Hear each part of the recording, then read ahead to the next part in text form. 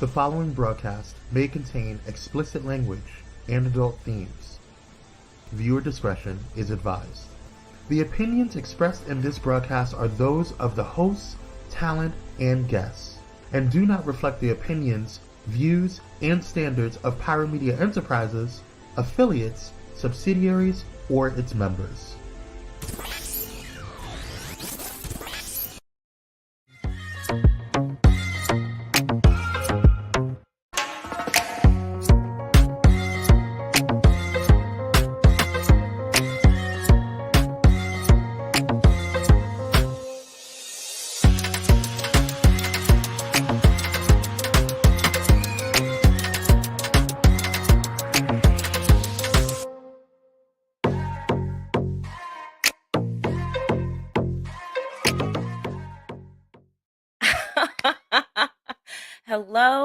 Hello, Pyro Media Network family. It is I, Camille Talacia, the host of Camille Over Chai. Welcome to the very first episode of Camille Over Chai on the Pyro Media Network. I am just laughing and I can't stop smiling because I just got to see the intro with you guys for the first time, and that was just my little heart is just warmed up right now. Anyways, I thank you guys so much for being here.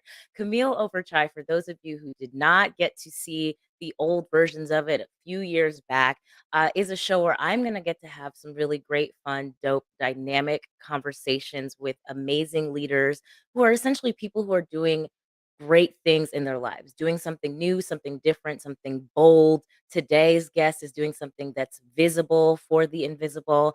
And I just get to have real conversations with them, all while drinking a delicious cup of chai. And chai is short for sometimes the tea, and then sometimes whatever else I just feel like drinking that day. So it might be wine one day, it might be a mimosa or a Moscow Mule, but a lot of times it will have a little chai in there somewhere.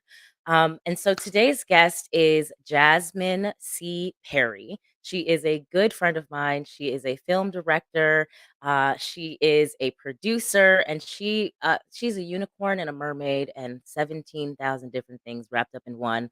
I can't wait for you guys to meet her. Our topic today is going to be living boldly visible, and I'm looking forward to getting the show going. And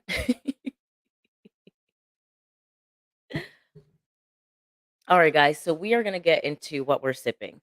And what that is essentially is what we're going to be talking about today.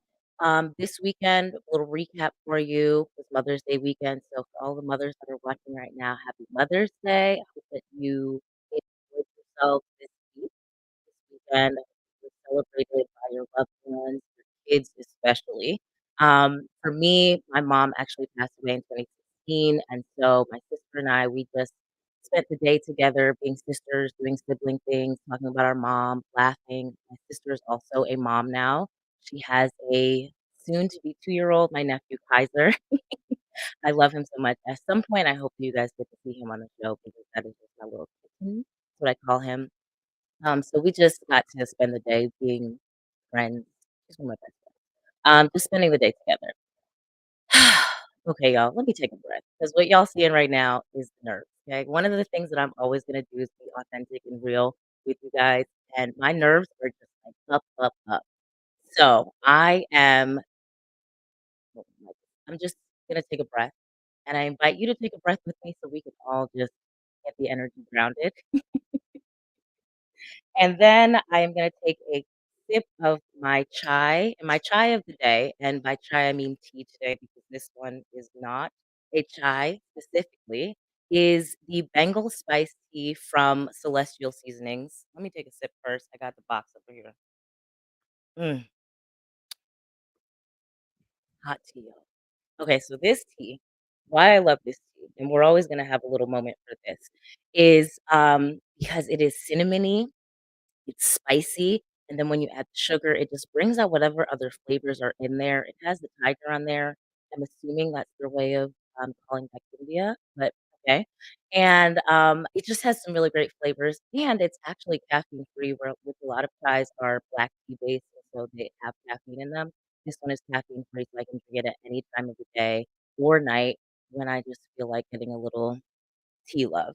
And then also, I just wanna show you guys my mug of today, which is my Goddess Vibes mug. I will be having these available. I designed them myself. You see my little goddess symbol here, that is also a, CPT design. So those mugs will one day be available. Right now, that's just a personal one. Alright, guys, so finally, let's just get into our topic of the day, which is going to be living boldly. I'm talking to my friend Jasmine, and I'm gonna pull up her bio, but I'm not gonna read it verbatim because that's always just, like, awkward reading that. But I love this first line that she has in it where she says, "She is a unicorn champion for vegan freedom." Jasmine C. Perry is a acclaimed filmmaker, screenwriter, professor, and actress in Los Angeles, California. Um, she has production experience, as well as so I know her from working on and I don't know that she worked on music, Stage One, of Pyro, the Stage, being on TV, Unsung, Unseen One, My Black is Beautiful, and America's Got Talent. Um, One of the things that I am most proud of as a friend is that she has gone into creating her own films and documentaries. The first one that she created is called The Invisible Vegan. It is a documentary that's centered on Black veganism.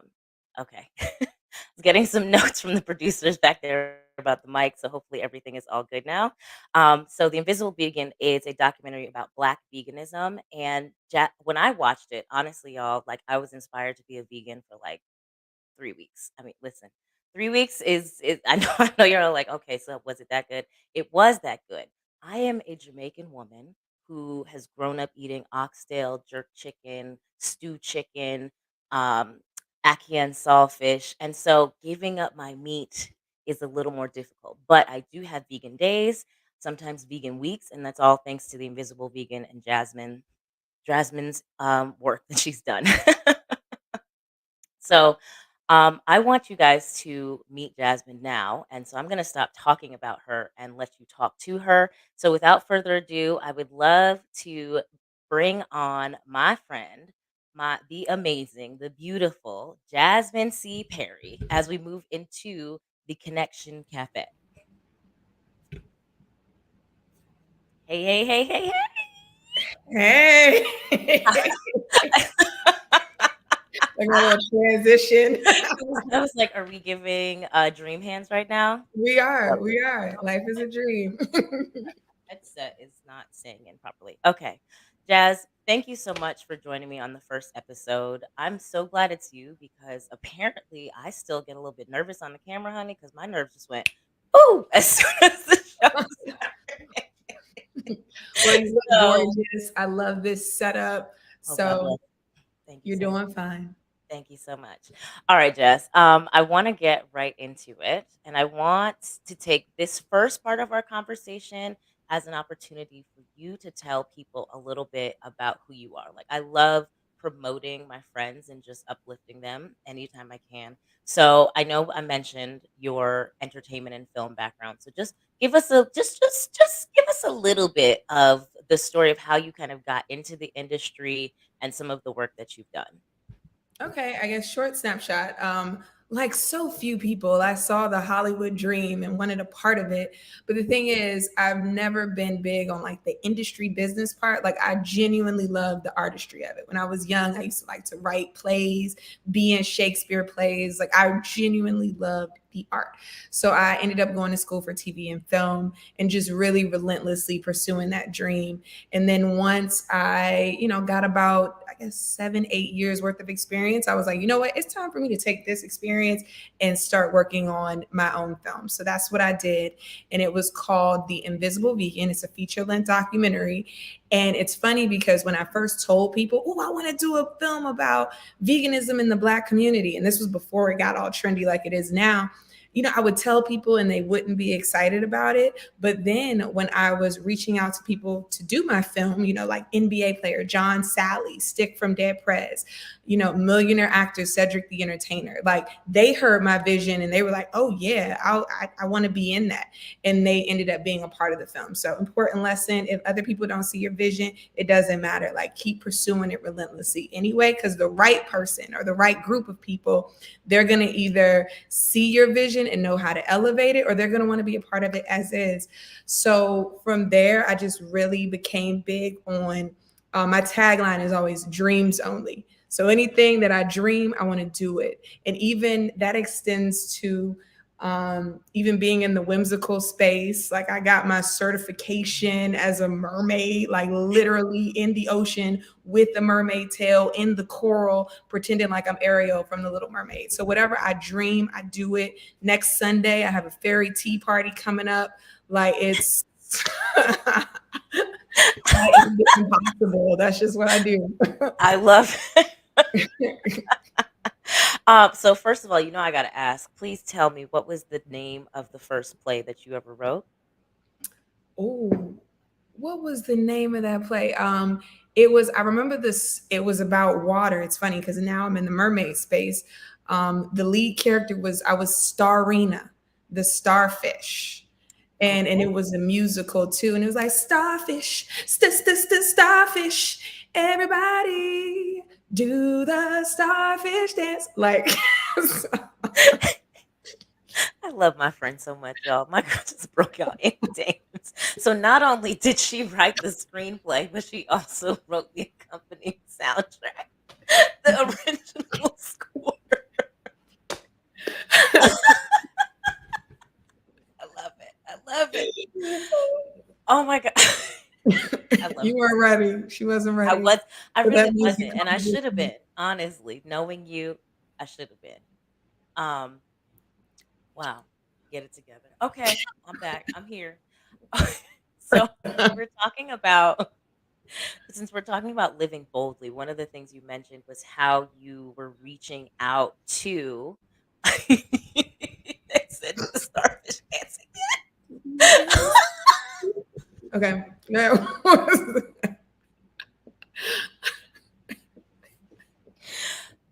God bless. I love you so much. Yeah, I love it. I love it. Okay. So you were you know what? Because it really just made me think about some other things that I could ask you instead of the direction I was going. But anyway, so you were talking about how you reached out. You said you had Cedric the Entertainer, John Sally, Slick Rick. So in your documentary, excuse me, let me finish. Yes, Stick from Dead Prez featured in your documentary. And so I just wonder, or I would love for you to share a little bit about how you were able mentally to get to that space where you were like, yeah, I'm going to reach out to these celebrities, which we all know celebrities are really just regular people who just happen to do things on a larger stage. But there is sometimes some intimidation around that, right? So, how did you find the courage or the belief or whatever word you want to use to say, you know what, I have this vision, and some of the people that I know aren't really feeling it, but I'm still going to reach out to these people anyways. I'm still going to try to make sure that I get this done. Like, what was that? What headspace were you in, and what was that experience like for you? Okay, so initially it came from sadness and pain, so like you take an earthquake, a forest fire, anything, when a fire happens across the forest, it makes way for something new. And at the time I was unhappy in my career. And it was time where I was like, okay, I got to burn this down and I have to go after my dream and start something new. So I had a lot of motivation behind me. And I always looked at it like, you know what, with life, everything is a numbers game. So of course I reached out to a ton of people. Like I reached out to 100 celebrities that said no. But the reason why I was able to get the people that I got is because I was not afraid of no. And I was not afraid of 100 no's, because I knew eventually if you keep asking, someone is going to say yes. And those someones believed in my dream, even though the other 100 people didn't. I love that. I love that. Eventually, you are going to get to your yes. And Yeah. how did that feel when you got that first yes? it it felt amazing. Like, and even, common theme with my film, like when I wanted to get it on streaming services, and at the time I was so like, oh, I want to be on Netflix, and when Netflix said no, it kind of broke me. But then Amazon said yes. So it's one of those things. It's just, you can't be afraid of no. And then I even keep, now I have my it's like this little book. It's my book of asks. And every time I, ask the universe for something, I write it in a book. And Mhm. then I go through the book and I write like, okay, this was a no, this was a no. And so I can see visually like, okay, after 30 no's, I finally got my yes. And keeping track of that too also helps keep me motivated. Because every time I get a no, it's just like, all right, you got about 10, 15 more, and then you're going to hit your yes. So just keep asking every question possible. I love that. You said the book of ask, is that what you call it? Book of ask. So every time I do anything, if I submit to a film festival, if I submit to a grant, if I reach out to a celebrity, whenever I'm asking the universe for something, I keep track of it so I can see how many no's I got. And then when I run into no's, it's just like, don't trip, Jazz. Look at your book. You had 20 no's and then you got the yes. You just haven't reached the yes yet. So just keep going. I love that. And one of the things that I feel like in life is that when we get a no, it's not a rejection. It's really just spirit putting us in position to get the correct and most aligned yes for us. So I love that you have that book of ask to keep you to kind of keep that in the forefront. It's like you only fail when you stop asking, basically. And so I love Exactly. that.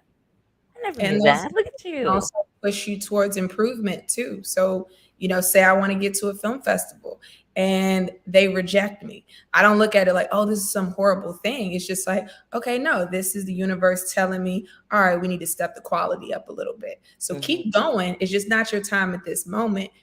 Build, and it'll be your time next year or the year after that. Mm. I love that. Oh, you should teach a little course on that. That perseverance. I love that so much. Excuse me.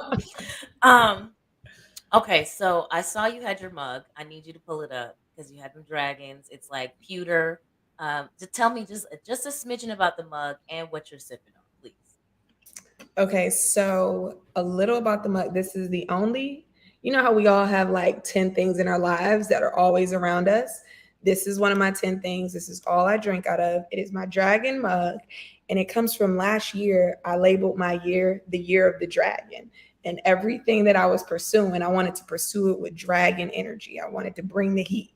So this was what I got while I was going through that phase. And what's in it is, don't have chai, but it's green tea with lemon. Okay. Now, technically, you do have chai because chai in, I'm not sure which language over in India, but in one of the languages in India, chai actually just means tea. It literally just means tea. So if you're drinking tea, you're Oh. drinking chai. Now, what we consider chai here in America is actually masala chai, which is that spicier cardamom cinnamon flavor. That's Mhm. masala chai, which I'm Mm, drinking something closer to that today. But yeah, girl, you're still drinking chai, so cheers girl. to you. Cheers. Um, Chai with Camille. Okay, so I want to circle back a little bit to your Invisible franchise that you're building and creating. So we have the Invisible Vegan, and then we had the Invisible Mermaid, and then I know you're working on Invisible Shame, correct? Yes. Okay, so just talk to me about why that. First of all, that invisible word is what you chose to kind of give as an overarching umbrella for the franchise. Okay. So the Invisible resonated with me because I read the book, The Invisible Man by Ralph Ellison.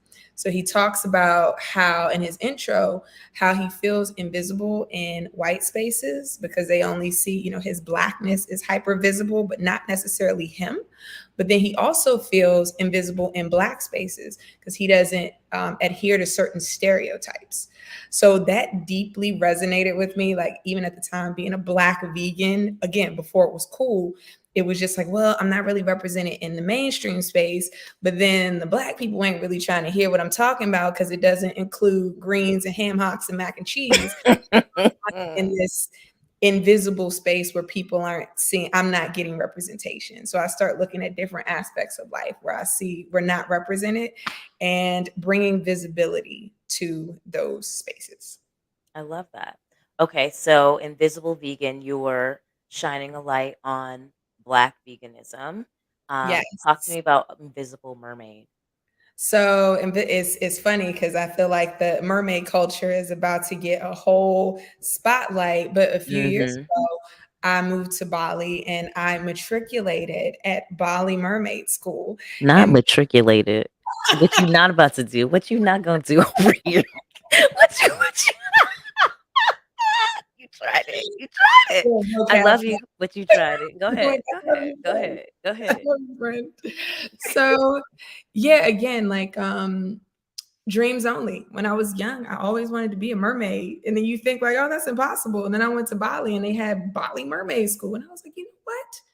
It is possible for me to put on a mermaid fin and go down in the Balinese Sea, literally to sunken ships amongst the Nemos and live that life. So I did it, and it was a beautiful healing experience where I got to reconnect with my inner child. So as a filmmaker, I decided to create a short film around it. I love that. And if people want to see the pictures of you in in the mermaid fin, is it still on your Instagram? Yes, you can go to theinvisiblemermaid.com. I'm sorry, not the Invisible Mermaid, or I have a personal page. So at Jasmine_C_Perry. Okay. Listen, y'all, the mine except for the matriculation through mermaid school, I'm all on board with this story and the picture. Okay. That word choice. You tried it. But it was beautiful. In the mermaid tail, oh, she took some stunning photos. It's really beautiful. So please go check out that The Invisible Mermaid Instagram page, so you can see Jasmine in all of her mermaid realness.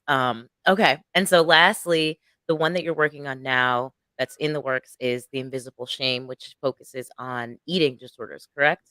Correct. Okay. Because now we're talking so much about diet.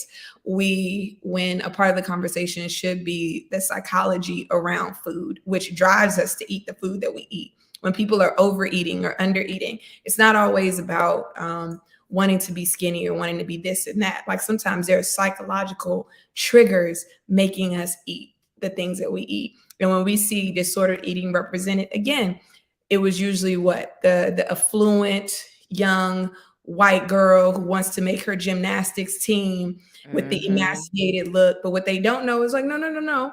You see that size 7 appearingly healthy Black woman who's maybe, 40 years old. She could be over there struggling with eating as well. So to kind of highlight different stories and just how different food disorders look. Mm.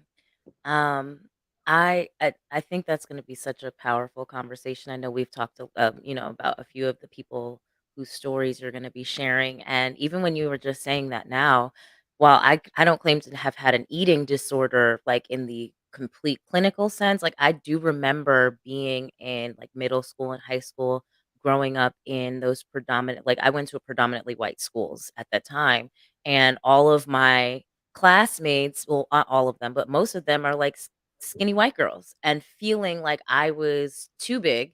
And so I'm skipping lunch. I'm eating Gatorade and drinking popcorn, you know? I mean, wow.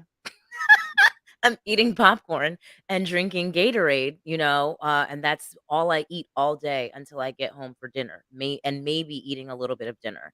And so I, while fortunately I didn't fall completely into that space. I'm just like, even that conversation of seeing that, oh, it can happen to little Black girls or young Black women as well. And maybe parents looking out for signs of that too I think it's going to be so important. So I love that so much that you're going to be sharing that. Do you have a projected completion date as yet, or still just in the works?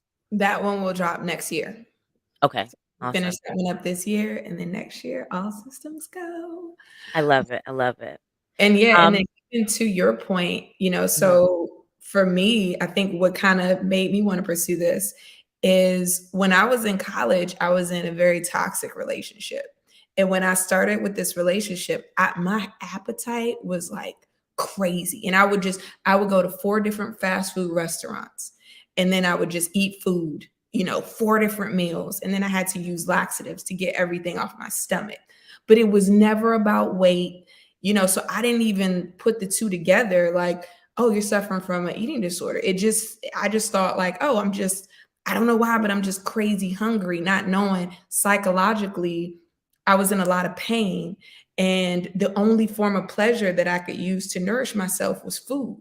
So that's why I had the influx of eating to help me with the pain. But I didn't know because I hadn't seen examples like that in front of me. So I didn't know that I needed kind of psychological help at the time.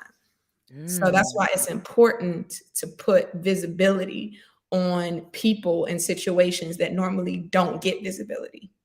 absolutely. Especially, wow, that so basically would you consider what you were doing to be bulimic Yeah, yeah, activity, right? Okay. yeah, You were binge eating and then you were purging, right? yep. But because it wasn't linked to weight, I It didn't it I didn't didn't even register. register what I was doing as an eating disorder. Like I knew it was like something I would do privately, but I thought it was different than what Mhm. I was seeing on Lifetime. Yeah. Wow. Okay.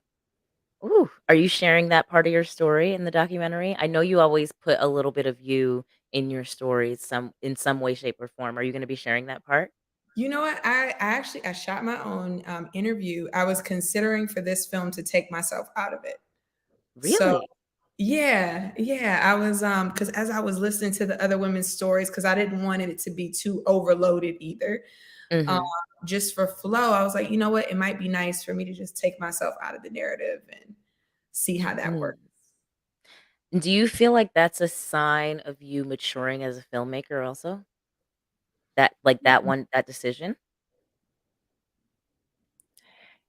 Yes, I think it's just going kind of like I want to, because when you put yourself in something, you start almost centering yourself. So yeah, like wanting to do a project where, you know what, I actually just want to center these other stories and put Mm. myself out of it. So that way I'm not like even as biased. I'm Mhm. just in the director's seat. So Yeah.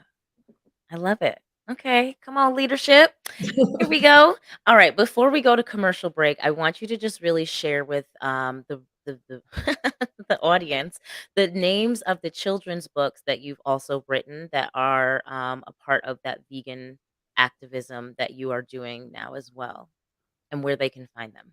okay, we have King Vegas and Prince Parsley. And then we have Queen Vegana. And you can find these books on Amazon. Love it. Love it. Okay, y'all. So we are gonna go pay a bill or two with a commercial or two or three. I don't even know how many we got because it's the first episode. Y'all know y'all are learning and experiencing everything with me for the first time. But we're gonna go to commercial and we'll be back with the second half of the Connection Cafe where we get a little sweet and spicy with Miss Jasmine C. Perry.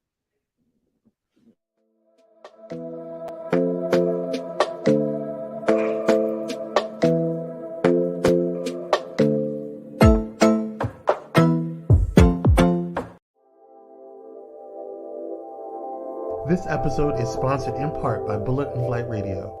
Get ready to uplift your spirit with Bullet and Flight Radio, the world's leading progressive Christian radio station. Experience the vibrant fusion of gospel house music and a rich medley of inspiration from all musical genres that'll make your heart soar. Join their extraordinary lineup of today's trailblazers, visionaries, and voices that matter, all sharing their stories and wisdom.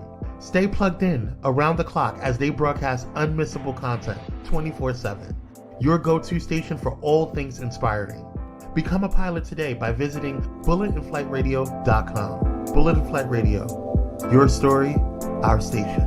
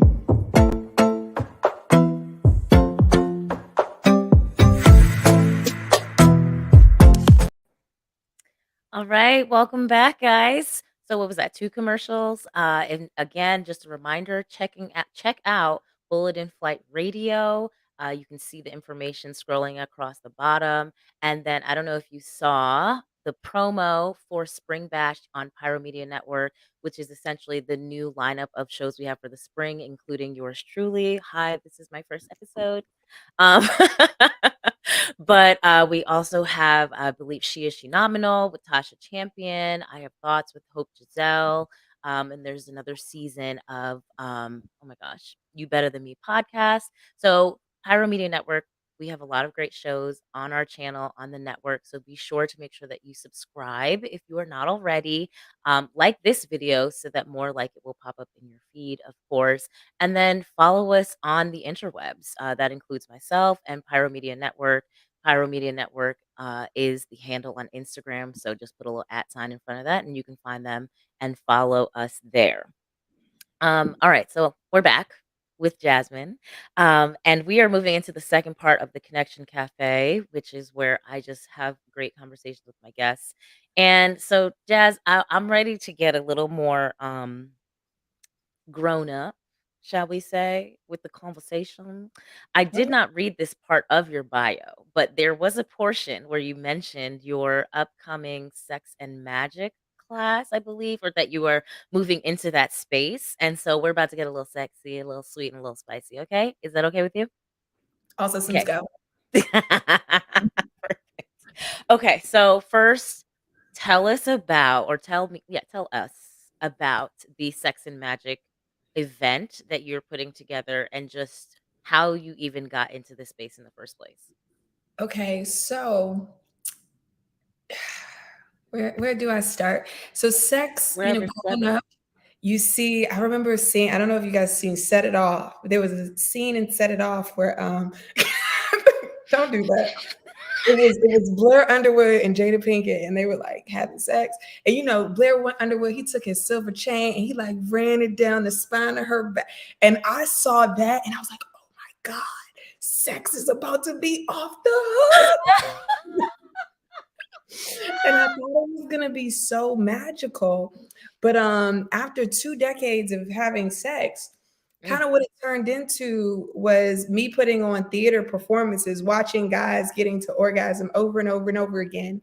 And then me not having that experience, actually almost never having an orgasm, feeling guilty about it, and then performing for them and just making sure they're satisfied so I can feel wanted in other ways. So after, 2 decades grown, I'm getting a little bit more wisdom as I get older.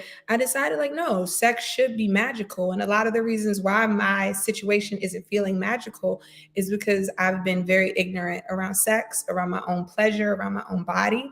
So I decided to start studying Tantra at an institute. And I'm actually pursuing my master's in kind of spiritual sexuality, which is going to be great. And I want to. You will be matriculating in that. I'm in the first year of my program and I should be complete by the end of next year. And I just want to create a space again, especially for, us, where we can feel safe having conversations around sex, learning about sex. I've learned a bunch of exercises, taking people through different exercises to help them with their sex life. And it came out of my own tribulations. So we're doing the first trial run this Saturday. I got a group of my friends together. I had to tell them over and over, guys, this is not an orgy. And I'm going to create like a whole, I got the fake stars and the moonlight, and I've bejeweled all of the liquid bottles, and we're going to have hot cacao and turmeric and just all these things to make people feel magical and just have a magical night about sex. What are you excited for people to experience at this party? Because as you said, it's not an orgy, so you're not inviting them there for sex. You're inviting them there for something else. So, like, what is that thing that you're excited for them to experience? I'm actually really excited that, as a Black woman, I get a space where I am celebrated for talking about sex. And my friends, like we're all going to be celebrating and supporting each other in the sex space. And this is really important because if you look back, like to take you back to the Clinton administration, right? Mm. There was a Black woman, and she was the first African American general surgeon of the United States under Clinton. And she wanted to promote teaching women, young women and men in high school about self pleasuring. So hopefully that would like calm down the STDs and the pregnancies. She was very like ahead of her time. Like, let's teach them about their bodies. So women who wanted to experience orgasm, they didn't feel the need to go to the boys. The boys didn't feel the need to go to the girls. You could learn about yourself first. And that was the last straw, and she was fired. She was talking, What? yeah, she was talking about sex. She was talking about us getting to know ourselves, and she got fired. So this is why this moment and what I get to do for me is so important, because the people who had these ideas in the past that wanted us to have the power of knowing ourselves were silenced. So now I get a space where I don't have to be silenced. So Come on, y'all. Put snaps, 2 snaps, 3 snaps for that. I love that so much. And it's, just when you were talking about what inspired you to kind of go study this field in the first place, I thought about my own journey of just really tapping into my sensuality, right? Like it was it was after the emotional development, right? It was after the personal sort of development side of things, and then it was as I was moving into more of tapping into my own femininity, my feminine energy, and then like liking myself and loving myself as a woman, right? And that included being comfortable and celebrating what it means to be a woman, what it feels like to be a woman, and what it feels like to be a sexually free woman, for lack of a better word. I'm like, is free the word I want to use? But and I recall that after some time the sex also improved as well because you're not less afraid to ask for what you want, more mhm. clear on what you do want, right? Like what feels good, what doesn't feel good, what feels amazing, right? Like 'cause some things feels some things are like that's nice, and then they're like, oh, that's wow. So just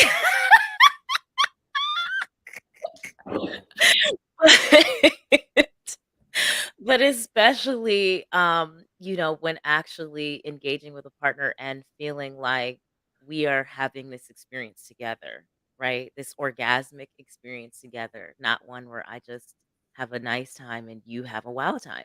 So now we Mhm. get to have wow times. Yes. Yes. And And then I we get love to that. play with the spiritual power within sex. Even Okay, going into let's the talk about it. bedroom, having Talk it be about all it. about the orgasm. And it's just like Mhm. there's so many sensual, pleasurable things that we can do Mhm. outside of like, okay, how do we get this orgasm? Because then that Right. becomes the source of tension sometimes Yeah. in the bedroom. But you take that pressure off. We're not here for that. I think one of my favorite sexual moments, I was in the shower and this guy was like washing my hair. And it Mm. was like that was my kind of spiritual sexual orgasm where I was like, oh my God, I'm Mm. so turned on. Like I felt so activated and just kind of playing with that feeling in that moment instead Mhm. of just thrust, thrust, thrust. Okay, how can we use friction to? It's like it's about movement. Listen. I used to say, well, I mean, I guess I still say it, is that what I'm not interested in is a man just using me as a masturbation tool. Because Yeah. that's essentially what that is. But anyways, that might be too much for Power Meeting, so we gonna keep it show number 1, canceled. So Sex sales, you might be helping. Like, respectfully, also respectfully. Okay, so what I do wanna move into though, because it's so interesting that you brought up and I really would love to find out this lady's name, the Surgeon General from that who got fired, because I feel like there is Camille After Dark, exactly. My bad, y'all. My bad. But I feel like professionally, because one of the things that I'm all about is the entrepreneurship side of things, but not just entrepreneurship, but just like the leadership, right? And do you find, well, I don't even know if I need to ask you if you find, let's just discuss when women end up like losing some of their credibility, right? In whatever field it is, whatever industry, whatever profession it is, like they lose this sort of view of, oh, you're credible or you're being professional or you're an expert if somehow they are able to boldly or even just visibly embrace their sexuality and their sensuality, right? And so I'm gonna give you a couple examples that I pulled from the interwebs. So there's one that I could not find the Instagram post, but there was like this video of this elementary school teacher who was just a young woman who was curvy. And as she was a woman of color. I don't know what her ethnicity was, but she definitely was a woman of color. So she had the hips, she had the butt, and she had, the chest. Like she cute shape, the shape that if she was anywhere else, it would be, oh, we love it, but because it's in a classroom and she wasn't out here wearing party dresses, it wasn't, she had on her pants and her shirt properly fitted. Nothing is, there's no cleavage. It was like a turtleneck and some jeans, but she was getting complaints of being too distracting and not able to do her job because she was wearing clothes that fit the body that she was given. Or maybe she made it. I don't really know. But the body that she had, that was a little more curvier, right? So it was more sexy. There was another example I read that in 2018, Serena Williams, when she wore the cat suit to play tennis, and what was it, in the French Open, they people said that she was being too sexy and not taking the tournament seriously. And you know why she wore the cat suit? Because it was to help prevent blood clots. I think this might have been after she had her daughter and she almost died from a blood clot after giving birth. But they said she was being too sexy, all because the outfit she chose showed off her body and her physical shape, right? Another one, speaking of Clinton, Monica Lewinsky. Let's get into it, right? She got all the flack, all the hate, all the judgment and criticism. Yes, they're going to say, oh, well, Clinton got impeached. Yes, we know. On the moral level, on the moral and professional level, right? She is the one who had the most damage done from her having a consensual sexual relationship with a married man. But we're focused on the sex part, right? Like all credibility at that point, because she was an intern in the White House, and I haven't heard that she's been like super in the political field since then. Because No, how she could she? even So it's attempted just, to kill herself. yeah. Well, Wait, yeah. what?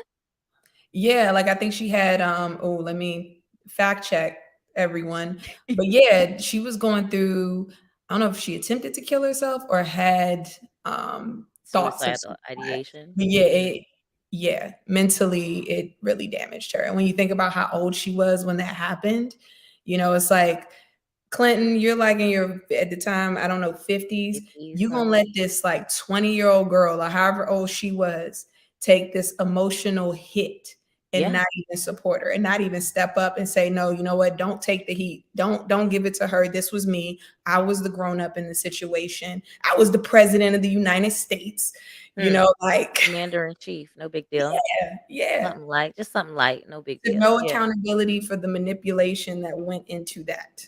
Mm. So Yeah. So in all of those examples, the women, it's like if they're embracing any aspect of their, and we're not even going to call it sexuality, their sensuality, the things that make them a woman. I mean, yes, Monica has sex, so sexuality, but their sensuality in any sort of way, they just, it's like they drop down, they get demoted, degraded.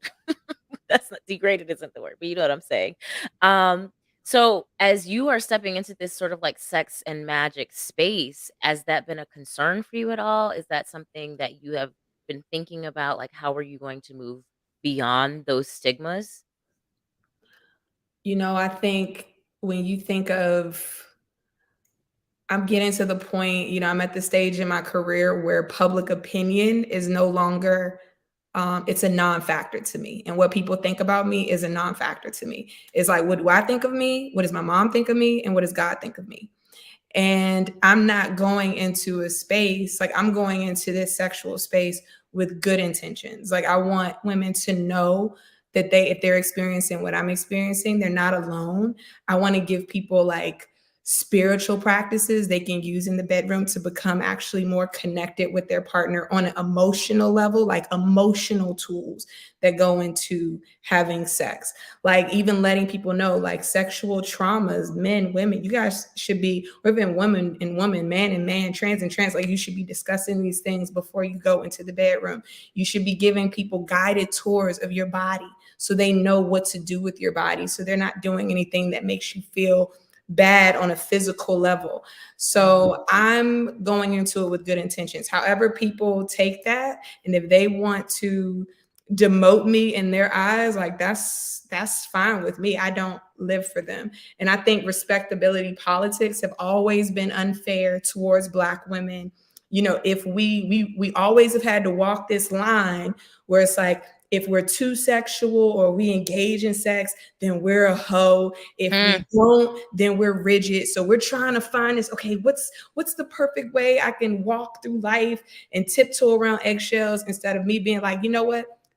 I'm a sexy motherfucker and I like sex, and I'm going to be me, and I'm going to own my sexuality, and I'm going to integrate that into my life from a very informed spiritual place. And if anyone has a problem with that, don't follow me. Come on, you sexy motherfucker. I love that though. I mean, because if even in this conversation, I feel like, and granted, part of it is me honoring the network as a whole, right? But also, when I first started sharing about my own experiences, like I hesitated because I'm like, oh, is this gonna be too much? Is somebody gonna think? And it's like, I'm grown. Like I'm a grown up. I'm not even like a almost grown up. Like I'm a grown up at this point. And I'm certainly not trying to make anybody think that I'm the Virgin Mary over here for sure. Speaking to your Madonna whore complex, because that's what you're talking about. Is it's like you're either the whore or you're the Madonna. You're the Virgin Mother or you're a whore, and there's no in between. And it's like, no, I'm somewhere in the middle. I'm in the middle. Prob- Probably me closer to this side, but definitely in the middle for sure. Mhm.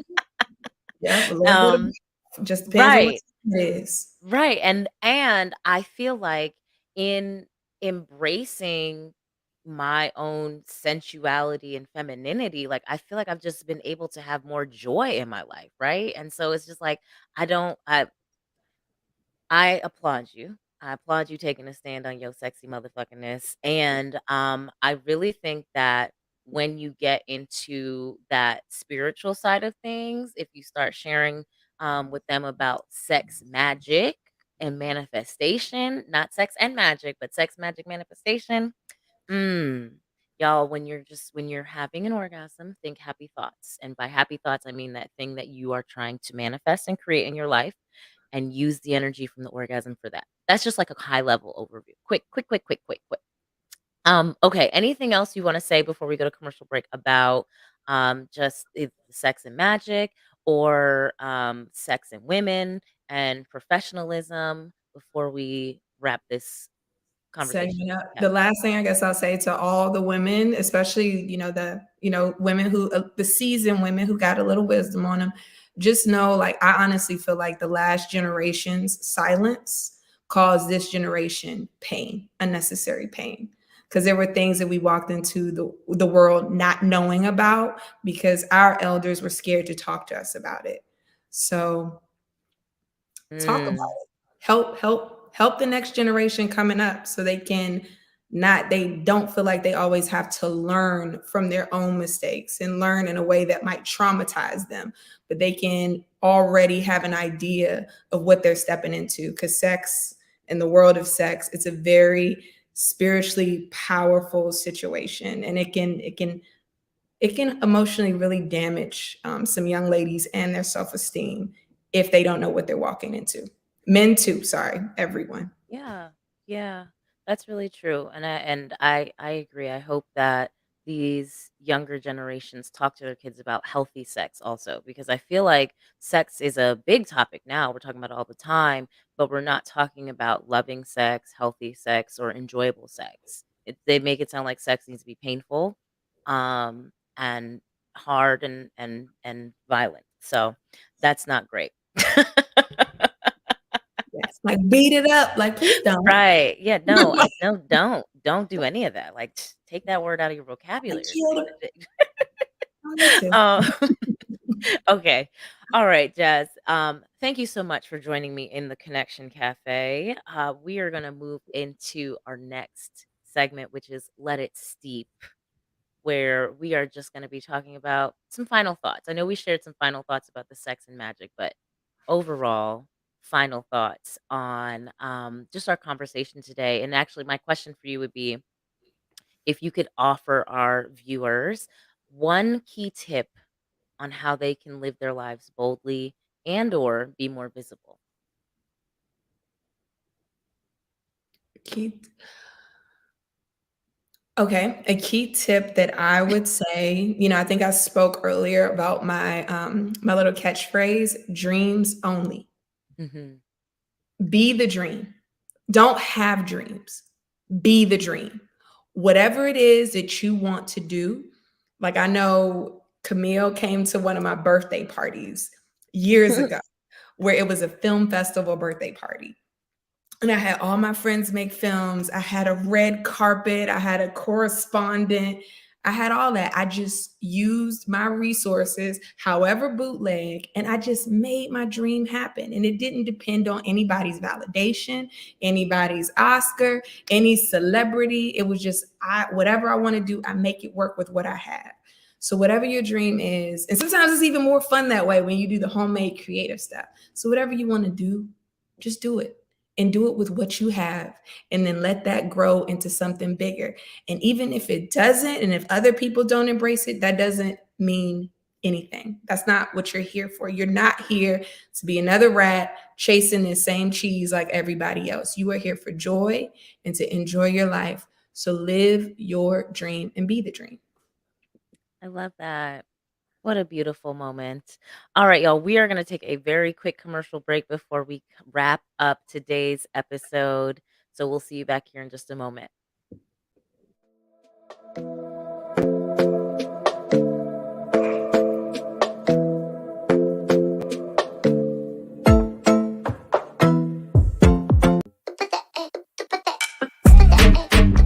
Are you ready to take your streaming broadcast, website, or social media visuals up a notch? Pyro Media Productions is here with the perfect solution. From dynamics, design, and professional headshot shoots to family photo ops, they've got all you need for stunning content creation. Check out pyromediaproductions.com today and add that creative flair. Pyro Media Productions, setting brands ablaze since 2017.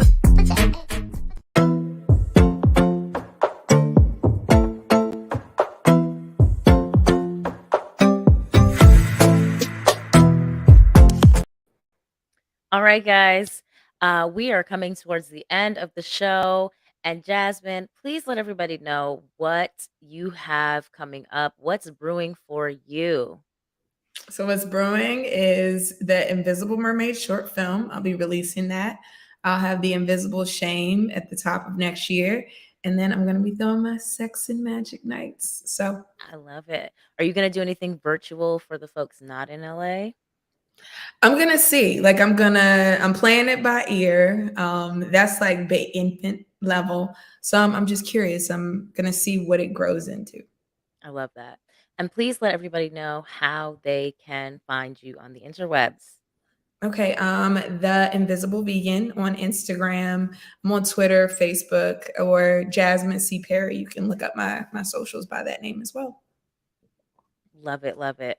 Okay, guys, it's time for the final sip of the show, the day of Camille over chai. How about that? So first of all, I just want to thank you guys so much for joining me today for the relaunch premiere episode of Camille over chai here on Pyro Media Network. I know the start was a little high energy. By high energy, a little rocky. That's what I mean. But if y'all stick with me, I promise you each week, every Monday at 6 p.m. Eastern, 3 p.m. Pacific time, this show is going to get better. I'm going to continue having some really fun, real conversations with clearly my friends and also some of my favorite leaders in spaces around the interwebs. And I hope that you'll come back for more conversations, more chai, more laughs, and more insight and inspiration. I am Camille Talicia, your host. You can find me all over the internet as Camille Talicia, as it's spelled right there on your screens. For those of you who may be listening, that's Camille, the letter T as in Thomas, Elicia. That's Camille Talicia. That's also my website if you add a .com, or you can find me at The Intentional. Those things will lead back to me. And I hope that you will continue to stick around. If you enjoyed today's episode and you're watching this replay, drop some comments, give me a like, subscribe to Pyro Media Network so that you will always be in the know for what else is coming up, and you'll get your notifications if you're on YouTube. With that, guys, thank you so, so much. I look forward to seeing you next Monday here on Pyro Media Network at, again, 6 p.m. Eastern, 3 p.m. Pacific time. I'm going to be having a conversation with Elena Flores about being a teen mom and I'm sorry, not a teen mom, a single mom and a social media influencer, a momfluencer now, among other things. So stick around, join us then. And as always, y'all, be blessed, be amazing, and be intentional. I'll see you next week.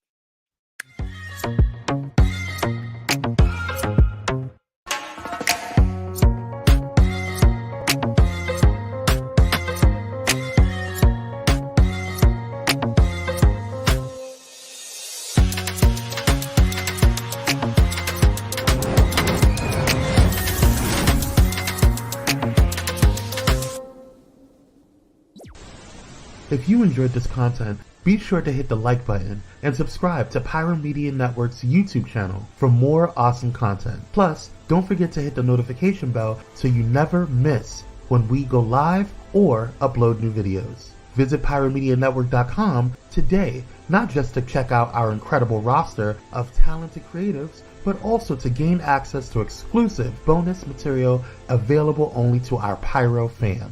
Show your support for this Black-owned indie network by donating today. Help us keep igniting brands everywhere.